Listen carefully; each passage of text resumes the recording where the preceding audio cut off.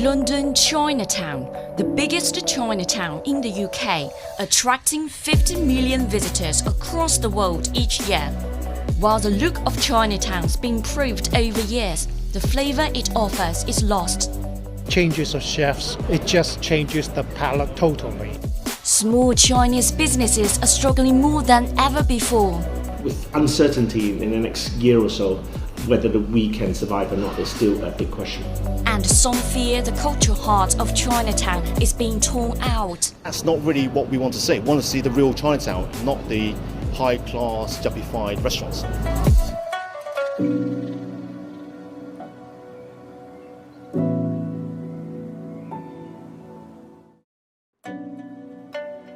Daniel Ming, a Hong Kong Chinese, he came to the UK to join his father in 1971 at the age of 10. His first meal in this new country was in London's Chinatown. First impression of Chinatown is it's very close-knit community. We looked after each other, we look out for each other. It's more than a home from home, you know. It was a whole new experience for me, you know. Daniel left London for Birmingham in 1972 when his father decided to move his business. Chinatown has been through many changes since then, including was pedestrianisation in 1985. Coming back to where he started his life in this country, Daniel says the change is mega. It was used to be just a street with two-way traffic, you know, jammed with traffic. When I first experienced London Chinatown, there were a lot of basement gambling dens, you know, so it was very seedy as well. Now it's a lot more comfortable to the eye and more commercialized. The move changed not only the look, but the flavours that the neighbourhood offers too. While the footfall of Chinatown is getting international, so now people work in the community, and that takes away the flavour Daniel remembers as a child. The workforce itself has changed dramatically, you know, because it used to be Hong Kong Chinese coming over and taking up the vacancies, but not anymore, you know. The next generation chefs in Chinatown are not Hong Kong Chinese anymore, you know. They are Vietnamese, Malaysian and mainland Chinese, you know. And their style and their way of cooking is totally different to the Hong Kong Chinese chefs that I'm used to. The nuances you get on your taste bud is not the same as what I used to get in Hong Kong or back in the 20s when I come to Chinatown in London, you know. So it's the lack of expertise in the kitchen. Despite being picky about the taste, what really made Daniel leave the place he once called home is the cost of living in the ever-priced neighbourhood. It's the rising rent, really. That's the main thing that drove me out of Chinatown. When I lived in Chinatown, I can afford a room to myself, but now it's just impossible. And it does affect the type of people who come into Chinatown to work, because access into Chinatown for work is quite difficult, you know, if you live outside, you know. It's not because I didn't like Chinatown, it's just that the rising rent, it just made sense to move somewhere else.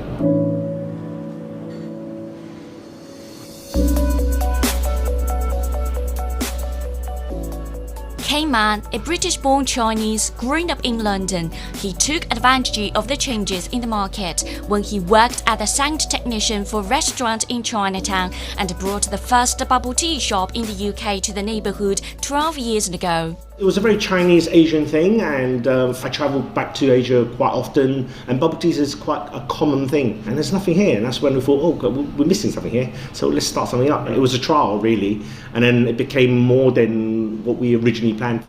As the neighbourhood attracts a wider spectrum of visitors, customers coming to K's tea shop are getting more diverse. Well, majority of the customers were all students, Chinese students mainly. We've grown into a lot of more vast of other cultures, like European people coming over here, which we never originally promoted the market to. Kay missed the bustling environment when he first came to the neighbourhood, but says the ambience is disappearing as more small family-run businesses are leaving. In the last few years before the pandemic, it's just got quieter and quieter. I think the main thing is, you know, we're losing the small businesses, and the small businesses have always been thriving, making a very good cultural mix with everyone. In Chinatown, that is the most important thing. Now, with more international players coming to the market, K certainly feels the pressure. Because of the mainstream bubble tea stores are now opening in Chinatown, we're becoming less of the attraction to Chinese students. We're a small business, so as a small business, we rely on word of mouth, people that comes here regularly and promotes us. While running on a slim profit margin, the rent bill for the business is getting bigger and bigger. Originally, we were paying roughly about 40,000 a year. We're now paying about 70,000 a year. We're probably better off than a lot of people, considering where we are, being on the first floor. And being on the first floor, that's one of the good parts, is because we're a little cheaper in rent. On the ground floor rent, which majority of Chinatown, the rent is horrendous. It's just not achievable, especially current society now. With the customs that we get, the rent don't actually balance off. So it's actually a bad thing, really. And a year into the pandemic, in and out 3 national lockdowns, the last margin has been taken away. We're struggling. We are struggling very hard, especially the last couple of years, the years or so. And with the pandemic, it hasn't actually helped at all. We've dropped dramatically. We've lost probably 95% of our customers because we rely on majority students and Chinese customers that comes into the store, and none of them been coming in. Luckily, we have a few regulars and local people that come here. We've kept on, but we're losing money every day since the lockdown. Back in 2020, March, up to now, we've been losing money. With uncertainty in the next year or so, whether we can survive or not is still a big question. Although rent reductions and lease restructures were made available by Chinatown's landlord Shaftesbury, as will government grants helping small business like K's to go through the bad times, K says business is not about grants and handouts. With the staff furlough, with a few grants there to help out, but that's not enough. That's just all gone. It's not about the grant, it's about we making a living. And our living is actually earning money and earning the customers, keeping the customers coming in and keeping that flow. Without that flow, there is no business. Chinese people always strive to build a business, to earn for themselves and for their families. And we've been doing that all our lives. As a small business, that's what I've been trying to do, and it's not easy. Caroline Knowles writes about Chinese migrants in the UK and is a professor researching urban development at Goldsmiths University of London. She thinks the character of London's Chinatown is fading out. Like most Chinatowns, London's Chinatown is a tourist attraction, as well as a place for undocumented migrants to begin their new life in the new city. The second and third generation of Chinese, British-born, have moved out. They've become professionals, they've gone on, they're not interested in the restaurant trades. So I think, there's been a huge change in the current generation. Most of the young Chinese migrants I've spoken to, whether they're born in Britain or migrated more recently, don't fit that profile and don't feel that Chinatown speaks to them. I think it's now really a tourist attraction for international tourists. While the younger generation of Chinese migrants are leaving, those who haven't are at the age of being forced out. And of course this coincides with the gentrification of London. These are poor areas of poorer working class people, which are quite central. And they get upgraded as people want to live in them, and then the poor are kind of pushed out of those areas. Investors from all over the world really have, in a sense, helped to drive up rents in places like Soho, meaning that small-scale businesses that are poorly capitalised can no longer operate. So money kind of loses its ethnicity when it gets invested in modern projects.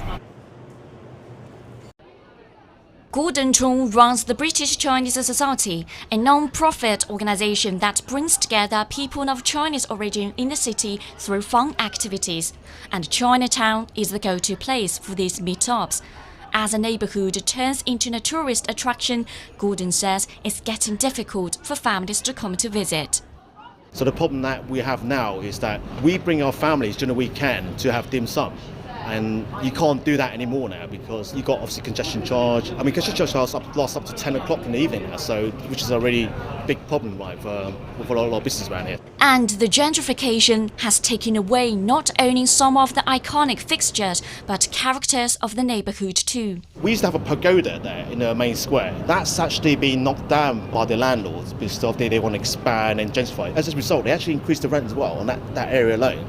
The authenticity, I mean, and with the rent increase, basically, that's actually impact Chinatown, making restaurants that are more expensive and not more inclusive to all Chinese people. And that's not really what we want to see. We want to see the real Chinatown to support everyone and to show it's the authentic Chinatown, not the high-class, juppified restaurants. Chinatown is like the grapevine that we connect with. It's about associating yourself with the old country. It gives them an identity. It gives them a sense of belonging. Small businesses, it's not about just competing, but also welcoming the customers. If they don't have the chance to thrive, then we'll lose the point of what, small businesses in Chinatown, how we are.